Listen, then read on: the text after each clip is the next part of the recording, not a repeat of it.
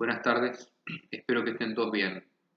La clase de hoy va a ser acerca de estupefacientes y va a estar dividida en tres partes. Primero que nada, vamos a analizar unos conceptos genéricos. Después vamos a analizar un poco la evolución histórica de la legislación en materia de estupefacientes en nuestro país. Y finalmente vamos a analizar la normativa vigente, la más moderna, y cada tipo establecido en las mismas. ¿Tá? Primero que nada, los delitos relacionados con estupefacientes son delitos contra la salud pública, es decir, que el bien jurídico tutelado por las normas es la salud pública. Por lo tanto, primero que nada, los vamos a definir qué es la salud pública.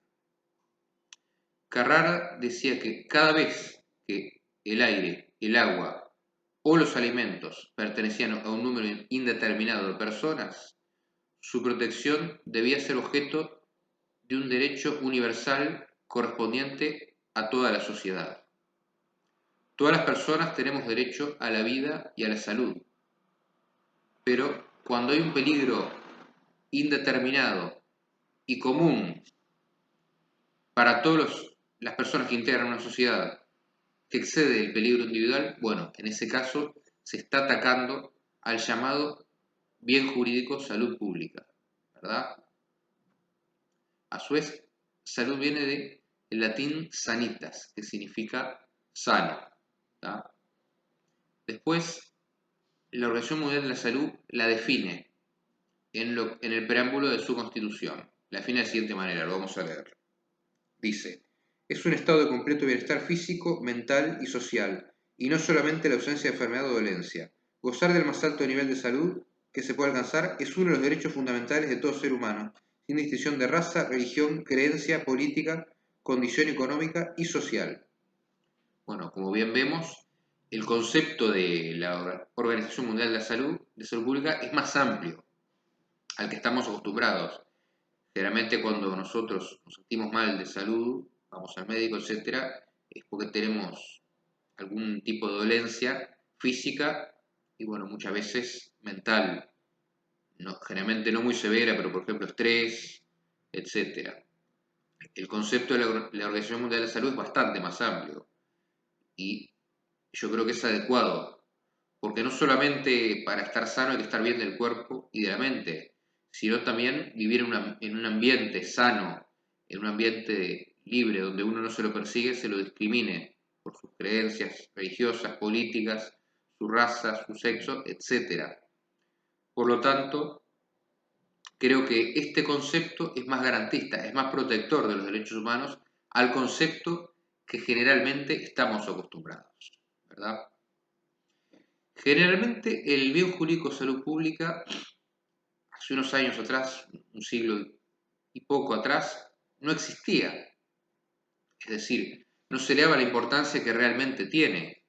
Por ejemplo, en los códigos penales italianos de 1889 y 1931 no había un título especial para lo que es la salud pública.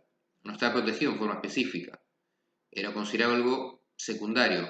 Sí estaba protegido en un capítulo dentro del título contra la incolumidad pública.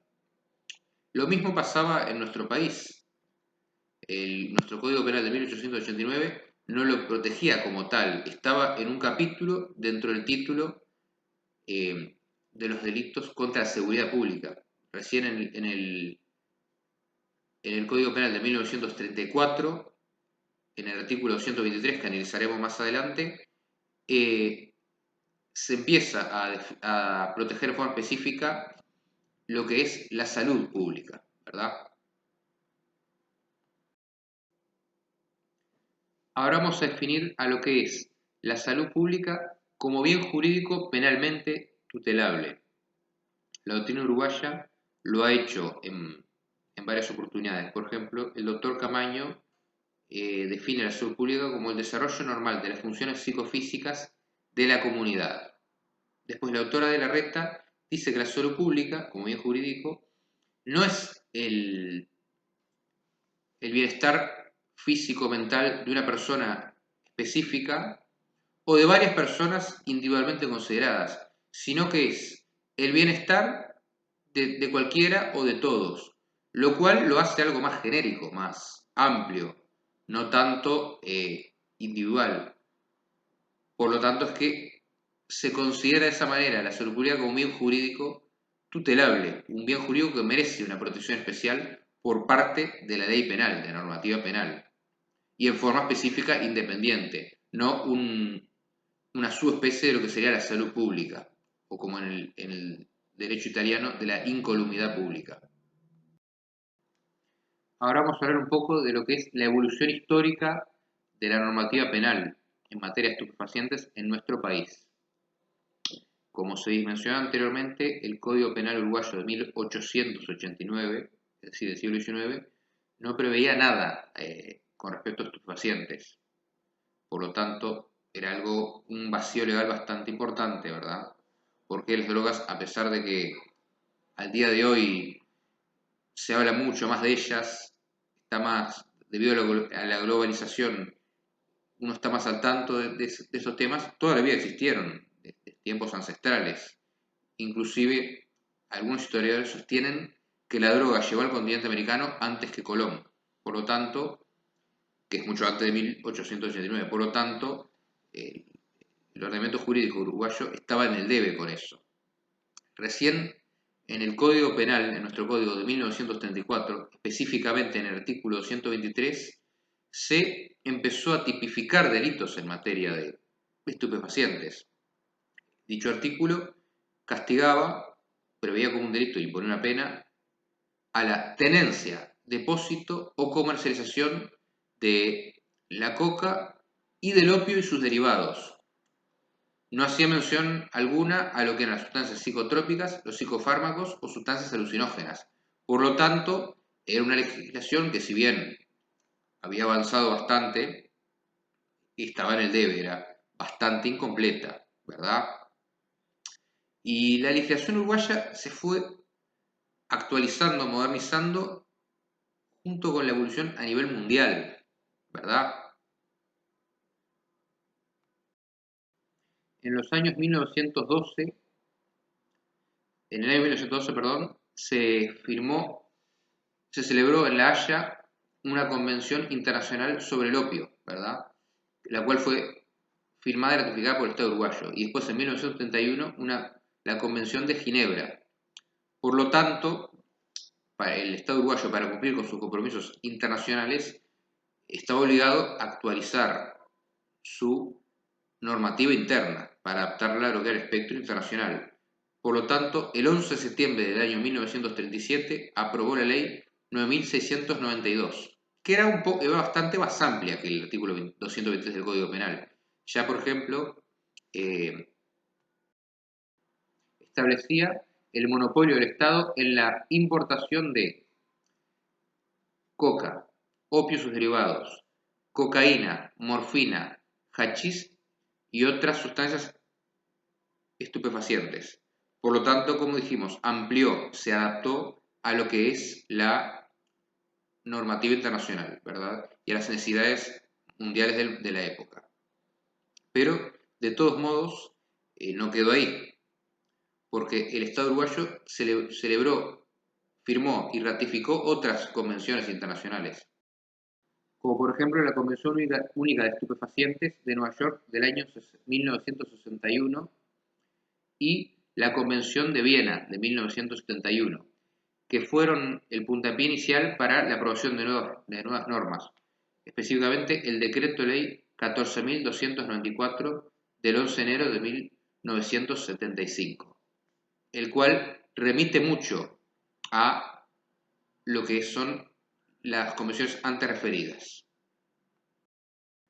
Vamos a leer el artículo primero del Decreto Ley 14.294 para poder entender el vínculo entre la normativa nacional y la normativa internacional. El artículo primero dice: será monopolio del Estado la importación y exportación de las sustancias contenidas en las listas 1 y 2 de la Convención Única de Nueva York de 1961, ratificada por la Ley 14.222 de 11 de junio de 1974, así como de las sustancias contenidas en la lista 1 del Convenio sobre Sustancias Psicotrópicas realizado en Viena, Austria, en febrero de 1971, y aquellas que conforme a los estudios o dictámenes de la Autoridad Sanitaria Nacional o recomendaciones de organismos internacionales, el Poder Ejecutivo resuelva incluir, excluir o trasladar en las mismas. O sea, como se dijo anteriormente, la normativa nacional remite mucho a las convenciones extranjeras. Vamos a poner un ejemplo de lo que establecían los capítulos de las convenciones. Por ejemplo, la lista 3 del Convenio Mayor, la lista 1, perdón, del Convenio Mayor, habla de las siguientes sustancias: cannabis y su resina, extractos y tinturas de cannabis, hojas de coca, cocaína, concentrado de paja de adormideras, heroína, morfina y opio. La lista 2, por su parte, establecía codeína, etilmorfina, norcodeína, sales de los estupefacientes enumerados en la lista, ácido lisérgico o LSD, mescalina para exil. Por otro lado, ahora vamos a analizar la lista 12 de la Convención de Viena, que dice así: anfetamina, desanfetamina, metanfetamina, metilfenidato. La lista 3 dice amobarbital, ciclobarbital, pentobarbital, secobarbital. Y la lista 4, barbital, anfepramona, mepropamato, mataqualona, pipradol, etc. Como dijimos anteriormente, bueno, esto es una adaptación de la normativa interna a la normativa internacional. Este decreto ley, al mismo tiempo, es amplio. ¿Por qué? Porque deja la puerta abierta a que, mediante un decreto reglamentario del Poder Ejecutivo, se pueda ampliar el número de sustancias, dado que, desgraciadamente, las drogas es algo muy dinámico. Siempre surgen nuevas sustancias psicotrópicas, alucinógenas, etcétera, que son perjudiciales para la salud, y eso es incontrolable. Por lo tanto, esta norma dejó la puerta abierta para que, mediante actos administrativos, siempre obviamente siguiendo la opinión de expertos, se pudiera seguir ampliando la lista, ¿verdad? Porque, lamentablemente, como os digo, es algo imprevisible las sustancias que puede haber en esta materia. Ahora vamos a estudiar la ley número 17.016 del 22 de octubre de 1998, que modificó los tipos penales del decreto ley 14.294, haciéndolos más simples y generalizados, lo cual facilitaba mucho a la hora de tipificar los delitos. Facilitaba mucho la tarea tanto a la Fiscalía como a la justicia penal. Vamos a leer el artículo primero de esta ley, que sustituye el artículo tercero del decreto ley 14.294. Dice así: quedan prohibidos la plantación, el cultivo, la cosecha y la comercialización de cualquier planta de la que puedan extraerse estupefacientes u otras sustancias que determinen dependencia física o psíquica, con excepción, según los casos, de los que se realicen con exclusivos fines de investigación científica o para la elaboración de productos terapéuticos de utilización médica. Las plantaciones o cultivos, en tal caso, deberán ser autorizados previamente por el Ministerio de Salud Pública y quedarán bajo su control directo. Toda plantación no autorizada deberá ser inmediatamente destruida con intervención del juez letrado de primera instancia en lo penal de turno que entienda la causa. Bueno, el artículo primero de la ley lo que hace un poco es definir las sustancias incluidas dentro de las prohibiciones, ¿verdad? Las describe para ver cuáles, a la hora de tipificar un delito, cuáles están incluidas y cuáles no. La ley 17.016, al igual que el decreto ley 14.294, deja la puerta abierta a que al igual que el decreto mencionado, deja la puerta abierta a que por la vía de actos administrativos, que son decretos del Poder Ejecutivo, se pueda ampliar las sustancias, los tipos de sustancias, porque, como se dijo anteriormente, si se tuviera que estar modificando por vía legislativa, por el trámite de una ley, cada vez que surge alguna sustancia nueva, cosa que es muy dinámica, se complicaría mucho la situación y se facilitaría mucho la impunidad. Vamos a leer el artículo 15, justamente, que es el que deja la puerta abierta. Dice así: el Poder Ejecutivo podrá modificar o ampliar el contenido de las listas y tablas a que refiere la presente ley, incluyendo o excluyendo sustancias o trasladándolas de una a otra, con los asesoramientos previos que en ellas se determinan. Las listas y tablas a que refiere la presente ley se consideran partes integrantes de la misma. Bueno, el Poder Ejecutivo tiene la potestad, según la ley, como se dijo, de ampliar el abanico.